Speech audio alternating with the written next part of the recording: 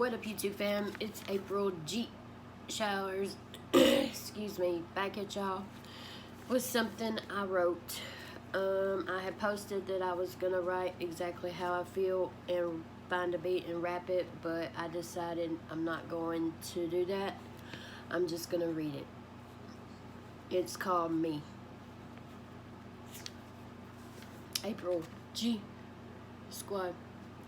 Fist bump. Love y'all. Let's get it. Plus, I'm not a rapper. I'm a writer. So, yeah. I'm gonna read it. Sup, y'all? It's April G. This one's gonna be different. Got a lot of shit on my chest that I need to mention. Yes, I'm fully aware. I've said that line before. But I don't give a fuck. I'm saying it once more. This time I'm not gonna worry who might get agitated. Talk all the shit you want. I promise I can take it. Everybody in their feelings, so I'm gonna get in mine. Listen or not, because this may take some time. Oh, here she goes again. Same shit, different day. Bitching about the haters, just in a different way. But see, that's where y'all are sadly mistaken. Y'all got my shit twisted. It ain't just haters that be hating.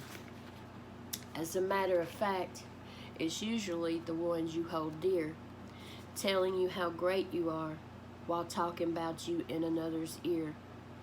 Hell, a lot of times it's family or people you'd never think that talk the most shit and turn on you in a blink. 99% of the time, people aren't who they portray. And the very few who are real, no one cares what they say. It's amusing to just observe and watch how people move. All the wolves in sheep's clothing and all the people they have fooled. Sometimes I ask myself, is it even worth it? I stay real and still get hurt. Hell, maybe I deserve it. I started my channel for my love of music and to distract me from myself. I know that sounds so stupid, but I don't care anymore how stupid I may sound. I'm used to the bullshit and being kicked when I'm down. No one's ever given a shit about how I truly feel, but I was taught to let it out in order for me to heal. But now I'm questioning that, because no one really wants to listen. About 5% maybe care. To all the rest, I'm playing victim. Let's get one thing straight. I'll help you see the bigger picture. If I viewed myself as a victim, that night I would have pulled the trigger. Do I cry and get angry and often show my emotions? Abso-fucking-lutely. 'Cause for so long I had to hold them. There are many things y'all don't know, you see. Like my dad saying I deserved it when I told him my boyfriend abused me. Or the day my little brother gave his testimony at church and I was told to stay seated and to not say a word. My little brother said, "Dad, what?" 17, but still a minister. Dad said, "It's immediate family only." He said, "Dad, she's my sister." So in true April G fashion, when they called the family up, Jackson on my hip, there I went, not giving a fuck. Oh, and let's not forget getting my head beaten to a wall over a question about a shirt. I just stood there and took it all. Or getting backhanded in the mouth for just any little thing. I'd run to my room and cry silently, turn on the radio and start writing. Or New Year's Eve of '88, my mom screaming woke me up in bed. Opened my door to see him punching her, so I ran and beat him in his head. I was just 8 years old. He was my first stepdad. I also watched him push her out of a car, and they all wondered why I was so mad. They got divorced. Then she remarried again to my second and last stepdad, but I wasn't allowed to attend. Every time they went on vacation, they left me somewhere else because he didn't want me to go. I quickly learned how to be by myself. My dad never physically abused me. His words are his weapon of choice. I bottled shit up for so long because I wasn't allowed to have a voice.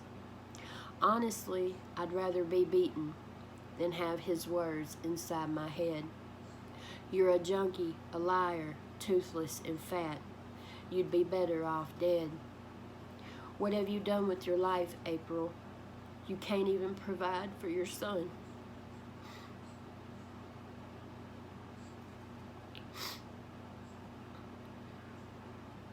No man will ever want you. Your life is controlled by the evil one. I could go on for hours, like how I told him I have PTSD. He said, yeah, post-traumatic sissy disorder, then laughed hysterically. I went to rehab by choice in 2011 and learned so much about myself. All 4 of my parents refused the free program. They said they weren't the ones who needed help. For years, I blamed all of them and the school shooting for my addiction, but it was no one's fault but my own that I ended up with that affliction. Don't get me wrong here. My parents are not bad human beings. They did the best they could. Their faults, they just have issues seeing. I changed the cycle with my son, vowed to never lay a hand on him, to always listen to how he feels, so I did learn a lot from them. They've always been there physically, but emotionally and mentally gone. I now understand they just don't know how, because their parents did them wrong. I cut my dad out of my life a while when I told him I had 1 to 5 years to live.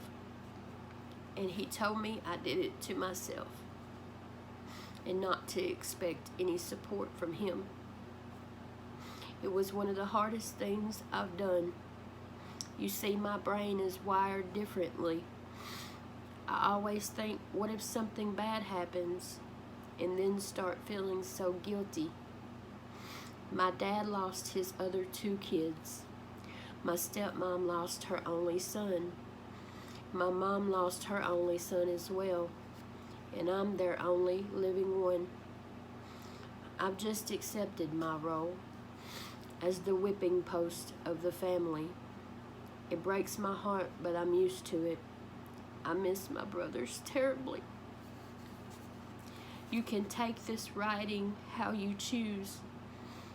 I've never been this open before. And as this ink and my tears flow on this paper, I know I can handle whatever enters the door. So now y'all know everything. Why I cry and scream and yell. And nothing anyone says to me could be worse than what I say to myself. Writing this has been therapeutic. I did not do it for pity or sympathy. I did it for me and to help y'all understand why I wear my emotions on my sleeve. We have all been through great pain and each have trauma of our own. Mine is no worse than anyone else's, but maybe now someone won't feel so alone.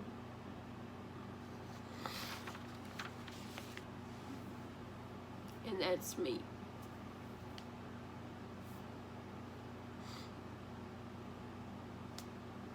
Much love, y'all. I'll see y'all in just a little bit. Peace out.